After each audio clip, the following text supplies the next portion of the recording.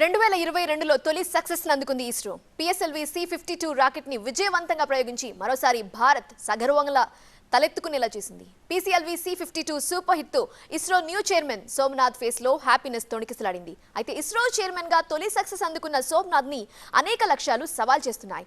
అవేంటో ఇప్పుడు చూద్దాం. 5 4 3 2 1 0 నిప్పుల చిమ్ముతూ నింగిలోకి 18 నిమిషాల 31 సెకండ్లలో టార్గెట్ కంప్లీట్. విజయవంతంగా కక్షలోకి శాటిలైట్స్. భారత అంతరిక్ష రంగంలో మరో అద్భుత విజయం నమోదైంది. అవును, కొత్త ఏడాదిని సూపర్ సక్సెస్ తో ఆరంభించింది భారత అంతరిక్ష పరిశోధన సంస్థ.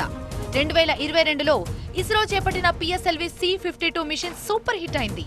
శ్రీహరికోట సతీష్ ధావన్ స్పేస్ సెంటర్ నుంచి నిప్పులు చిమ్ముతూ నింగిలోకి దూసుకెళ్లిన రాకెట్ 18 నిమిషాల 31 సెకండ్లలో టార్గెట్ కంప్లీట్ చేసి 3 శాటిలైట్స్ ని కక్షలోకి చేర్చింది. పిఎస్ఎల్వి C-52 రాకెట్ ద్వారా మొత్తం 3 శాటిలైట్స్ ను కక్షలోకి చేర్చింది ఇస్రో. RISAT-1 దీని బరువు 1710 కిలోలు. ఈ ఉపగ్రహం కాలపరిమితి 10 ఏళ్లు. ఎలాంటి వెదర్ కండిషన్స్ లో అయినా పనిచేసేలా దీన్ని రూపొందించారు. అగ్రికల్చర్, ఫారెస్ట్, వాటర్ రిసోర్స్ పై విలువైన ఇన్ఫర్మేషన్ ని సేకరించి హై క్వాలిటీ ఇమేజెస్ ని పంపుతుంది RISAT-1.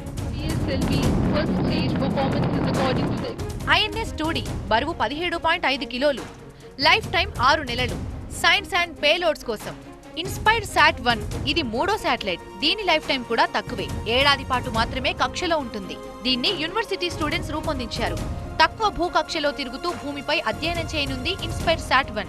2022లో ఇస్రోకి ఇదే తొలి ప్రయోగం. ఇస్రో అధిపతిగా డాక్టర్ సోమనాథ్ పగ్గాలందుకున్నాక చేపట్టిన తొలి మిషన్ ఇది. అందుకే పిఎస్ఎల్వి C-52 సక్సెస్ తర్వాత ఇస్రో చైర్మన్ సోమనాథ్ ఫేస్ లో హ్యాపీనెస్ తొణికిసలాడింది. శాస్త్రవేత్తల కృషి ఫలించింది. శాటిలైట్స్ ను సక్సెస్ఫుల్ గా కక్షలో ప్రవేశపెట్టామంటూ సింపుల్ గా మాట్లాడి ఇస్రో బృందాన్ని అభినందనలతో ముంచెత్తారు Somnath. The mission of PSLV C-52 EOS-04 has been successfully accomplished.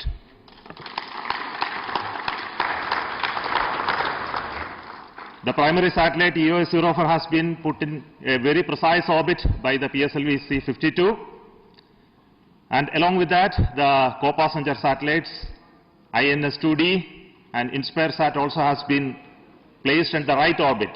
తొలి ప్రయోగంతోనే సూపర్ సక్సెస్ నందుకున్న ఇస్రో చైర్మన్ సోమనాథ్ ముందు అనేక లక్ష్యాలు సవాల్ చేస్తున్నాయి. ఒకేసారి 104 శాటిలైట్స్ ను నింగిలోకి పంపడంతో పాటు చంద్రయాన్ 2తో ప్రపంచానికి తన సత్తా ఏంటో చూపించిన ఇస్రో 2 ఏళ్లుగా వెనుకబడింది. కరోనా మెయిన్ రీజన్ అయితే కొన్ని వైఫల్యాలు మరో కారణం. సాధారణంగా ఇస్రో ఏడాదికి 10 నుండి 12 రాకెట్స్ ప్రయోగించేది. ఈ లెక్కన సుమారు 25 ప్రయోగాలు నిలిచిపోయాయి.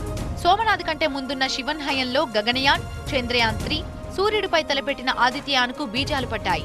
చంద్రయాన్ 2తో ప్రపంచం మొత్తాన్నే తన వైపుకు తిప్పుకున్న శివన్ పదవీ కాలం కరోనా కాలంగా వృధాగా మిగిలిపోయింది. ఇప్పుడు అవన్నీ సోమనాథ్ భుజాలపై పడ్డాయి. టోటల్ గా ఇస్రో చైర్మన్ సోమనాథ్ ముందు భారీ లక్ష్యాలే ఉన్నాయి.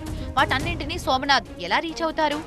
అంతరిక్ష రంగంలో భారత్ ను సగర్వంగా ఎలా నిలబెడతారోనని యావత్ భారతావని ఆసక్తిగా ఎదురుచూస్తోంది. వరుస విజయాలతో పాటు వందలాది విదేశీ శాటిలైట్స్ ను సక్సెస్ఫుల్ గా కక్షలోకి చేర్చిన ఇస్రోకి ఈ లక్ష్యాలేం పెద్ద లెక్కే కాదంటున్నారు ఇండియన్స్. అందుకే పిఎస్ఎల్వి C-52 సక్సెస్ తో కొత్త ఏడాదిని ఆరంభించిన ఇస్రో చీఫ్ సోమనాథ్ కు ఆల్ ది బెస్ట్ చెప్తున్నారు.